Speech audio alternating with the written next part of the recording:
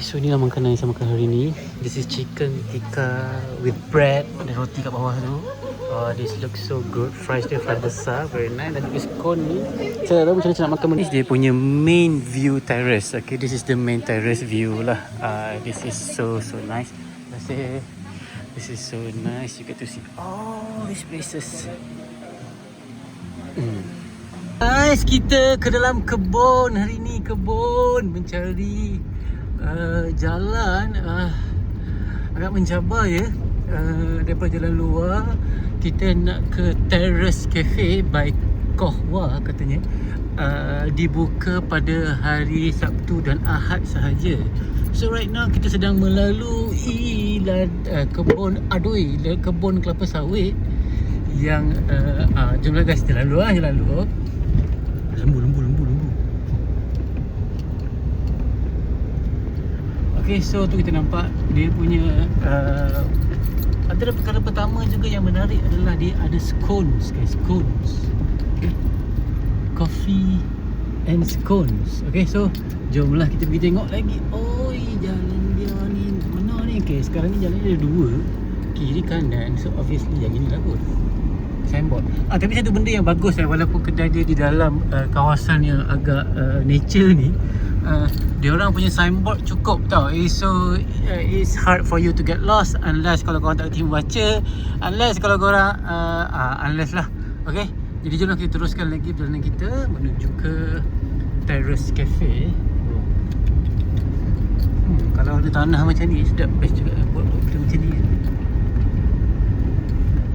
Okay, this is waktu operasi kafe. Isnin hingga Jumaat tutup. Hanya dibuka pada Sabtu, Ahad dan cuti umum 11 sampai 6. Okay, jomlah. Itu dah masuk Zaz. Okay, this is so nice my friend. This is so nice my friend. Jadi tengoklah, ni vibe dia. Very nice vibe. Kita teruskan guys.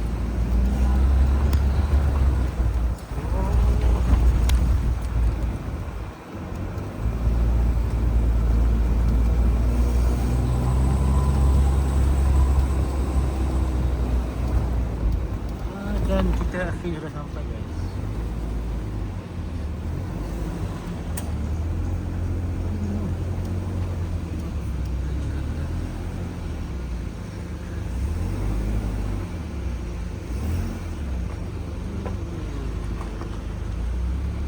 Okay, jom cari tempat dia guys. Dia ada. This is actually a very nice place. Jadi jom. Kita sedang menuju ke this is so nice my friend. This is so nice. And guess what guys? We are open.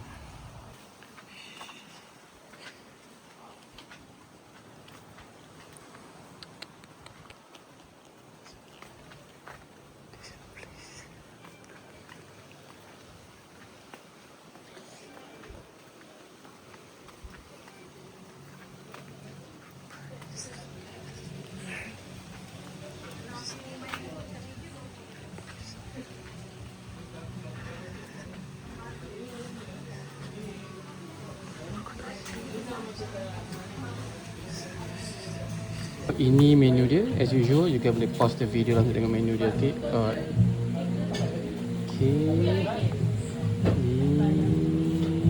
I'll try this one. Okay, korang datang. Ni